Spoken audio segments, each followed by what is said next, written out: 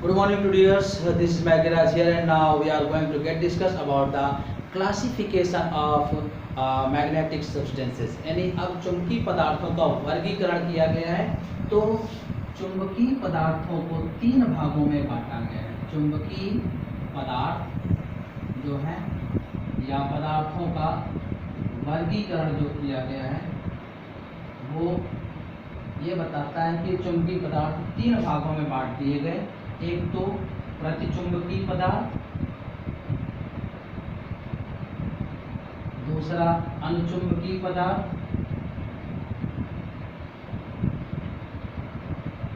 और तीसरे हैं लौह चुंबकीय पदार्थ।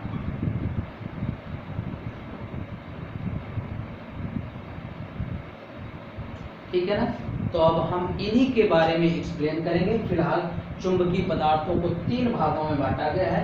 प्रतिचुंबकीय या डायामैग्नेटिक सब्सटेंसेस, अनुचुंबकीय या पैरामैग्नेटिक सब्सटेंसेस और लौह चुंबकीय अर्थात ferromagnetic substances. So let's discuss here about the diamagnetic अर्थात प्रतिचुंबकीय पदार्थों की व्याख्या करते हैं। तो प्रतिचुंबकीय पदार्थ, आपको इसके नाम से ही देखिएगा, प्रति का मतलब विपरीत दिशा में।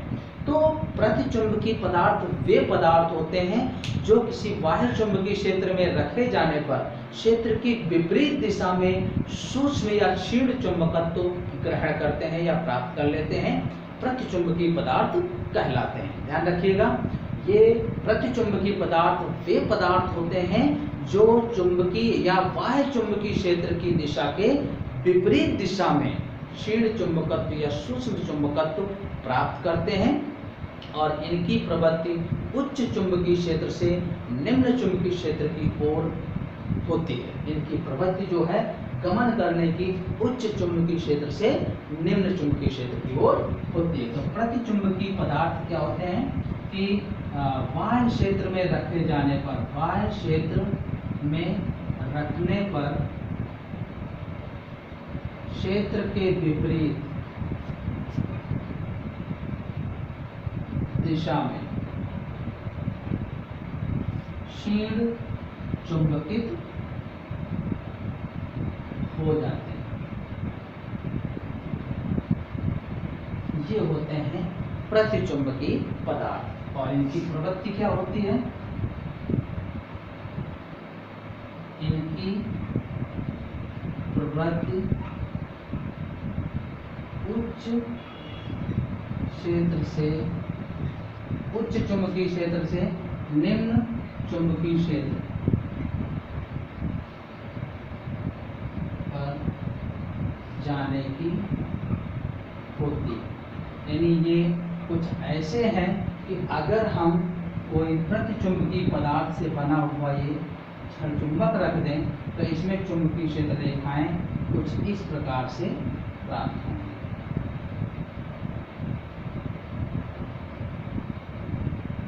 ये है इस प्रकार से। तो ध्यान रखिएगा कि प्रतिचुंबकीय पदार्थ वे पदार्थ होते हैं जो बाह्य चुंबकीय क्षेत्र पे रखे जाने पर क्षेत्र के विपरीत सूक्ष्म चुंबकित हो जाते हैं, क्षीण चुंबकित हो जाते हैं और इनकी प्रवृत्ति उच्च चुंबकीय क्षेत्र से निम्न चुंबकीय क्षेत्र की ओर पारगमित होने की होती है या गति करने की होती है और इस तरह से ये होते हैं। इनके एग्जाम्पल हो जाएंगे, उदाहरण बिस्मथ, तांबा, सिलिकॉन, ठीक है, लेड और N2 पर, ठीक है ना, सॉरी STP पर नाइट्रोजन गैस, ये हो जाएगी।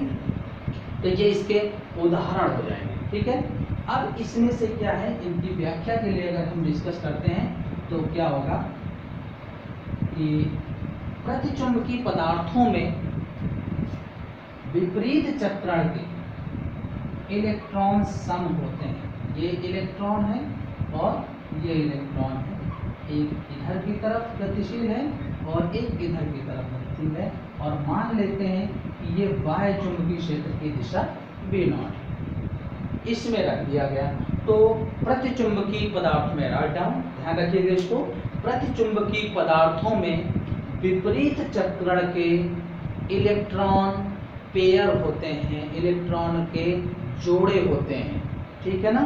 इस वजह से, विपरीत चक्रण की वजह से इनका वास्तविक चुंबकीय आघूर्ण स्वाभाविक अवस्था में शून्य रहता है, ठीक है।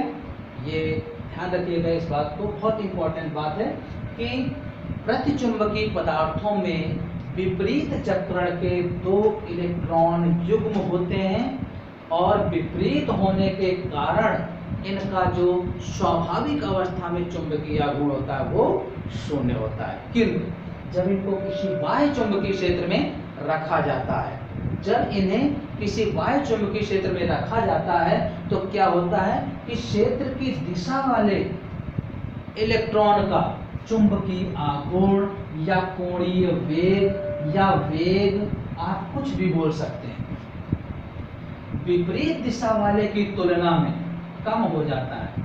ये ओमेगा 2 या V2 ऐसे मान लीजिए, ठीक है ना।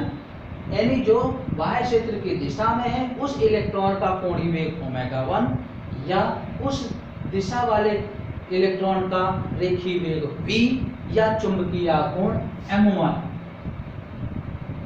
कुछ भी तीनों में से बोल सकते हैं। ये सब विपरीत दिशा वाले इलेक्ट्रॉन की तुलना में कम हो जाते हैं। अर्थात अगर हम एक छोटी सी बात करें कि जब इन प्रतिचुंबकीय पदार्थों को हम बाह्य चुंबकीय क्षेत्र में रखते हैं तो क्षेत्र की दिशा वाले इलेक्ट्रॉन का कोणीय वेग विपरीत दिशा वाले इलेक्ट्रॉन के कोणीय वेग से कम हो जाता है, अर्थात ओमेगा 2 ग्रेटर ओमेगा 1, ठीक है ना। आप ऐसे ये भी लिख सकते हैं।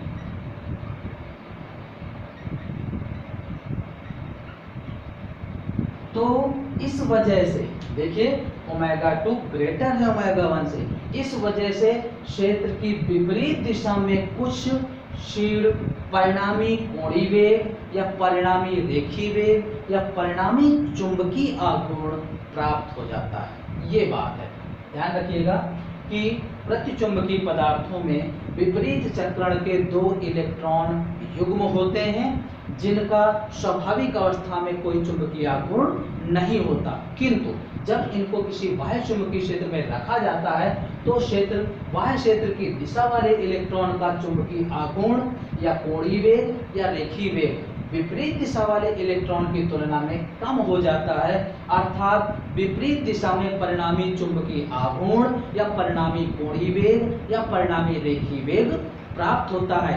इस वजह से ये पदार्थ विपरीत दिशा में क्षीण चुंबकित हो जाते हैं। ये है इसकी एक्सप्लेनेशन। दूसरी चीज कि इनका एक असामान्य उदाहरण है अतिचालक। असामान्य उदाहरण है अतिचालक।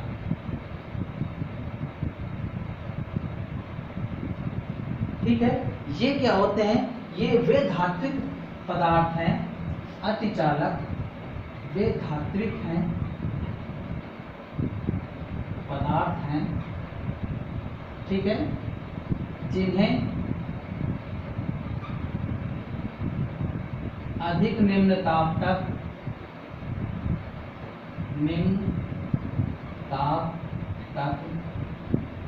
ठंडा करने पर क्या करते हैं? पूर्ण चालकता व पूर्ण प्रतिचुंबकत्व प्रदर्शित करते हैं।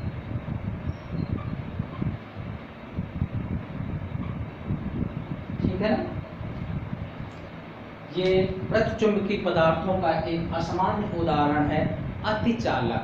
अतिचालक वे धात्विक पदार्थ हैं जिन्हें अत्यधिक निम्न ताप तक ठंडा किया जाए तो ये पूर्ण चालकता और पूर्ण चुंबकत्व प्रदर्शित करते हैं। इसका मतलब क्या होता है कि पूर्ण चालकता का मतलब म्यू आर का मान 0 होगा और म्यू आर का मान जब 0 होगा तो mu r equal to 1 plus chi m, तो जाइएम की वैल्यू क्या हो जाएगी? -1। यानी पूर्ण चालकता और पूर्ण प्रतिचुंबकत्व प्रदर्शित करने का मतलब म्यू आर का मान 0 और जाइएम का मान -1 होता है। और इसी को माइसनर प्रभाव बोलते हैं, माइसनर प्रभाव। ठीक है ना।